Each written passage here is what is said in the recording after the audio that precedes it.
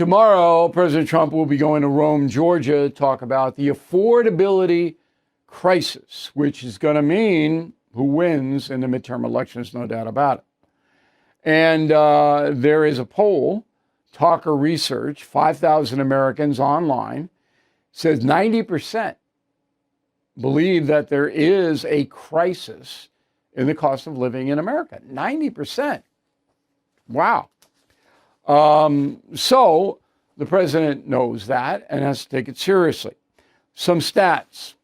We have about 335 million people in America, most of them citizens. There are 935 billionaires out of 335 million. So the billionaire population is minuscule. On the millionaire front, 25 million Americans have assets of more than $1 million. And that is 9% of the population, which is the highest in the world. Okay, we have more millionaires than anybody else because we have capitalism.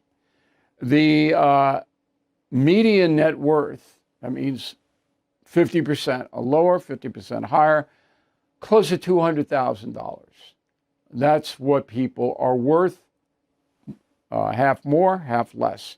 And we are behind in that. One country only, Switzerland, has a higher median net worth. But there's only 9.5 million Swiss. So it's much easier for them to accumulate money than it would be in a nation of 335 million. Now, there's a new book out that you might want to check. It's an interesting book. It's called Why Democracy Needs the Rich. So remember, the left and the Democratic Party is saying, hey, income inequality is destroying the country. This is the opposite. It's written by a professor at Northwestern University, John O. McGinnis, who joins us now from Chicago. First of all, do you think it's a crisis, a cost of living crisis in America right now? Well, I do think there are affordability problems. They're not caused by the rich. They're caused rather by government regulation. I mean, what's striking is that a lot of things have become much more affordable. Everyone can have a library on their cell phone. The communication is much more affordable than it's ever been. But sectors where the government regulates a lot, housing, medical care, education, those have an affordability crisis. But the answer is actually better markets, not to attack rich people, or indeed to it's deregulation. It's an old way of providing affordability.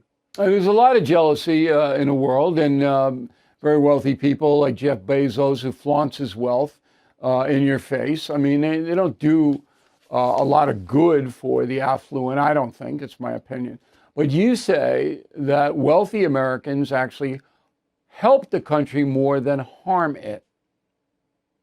Yes, in a whole variety of ways. Well, one way that I think is very important is that they are a group of people with very diverse political views.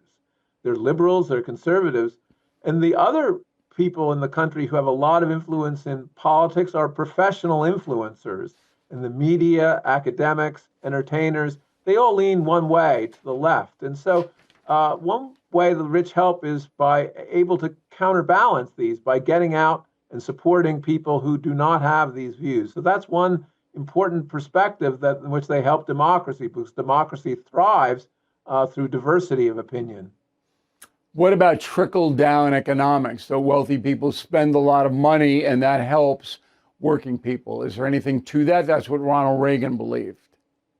I certainly think that's true to some extent, but I think wealthy people help people in a different way through their entrepreneurial ideas. I think that's even more important, because we look at particularly our technology, it's one of the things that has actually made things free. People have a library of all information in the world in their cell phones. People have be able to connect to relatives without any costs. People have an access to information that's unparalleled in human history. And that's because of entrepreneurs who've taken a lot of risks. So I think that's really the great way that the wealthy help, by actually bringing new ideas and bringing them to market and making people better off, making things very affordable.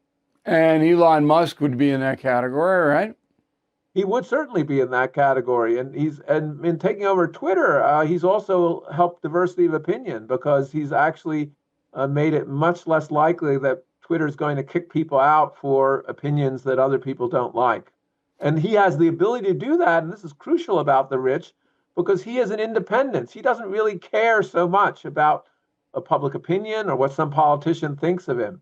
And the independence of the rich is very important for democracy because democracy sometimes is very censorious, and you need to have people to stand up against the majority, and that's happened out throughout American history.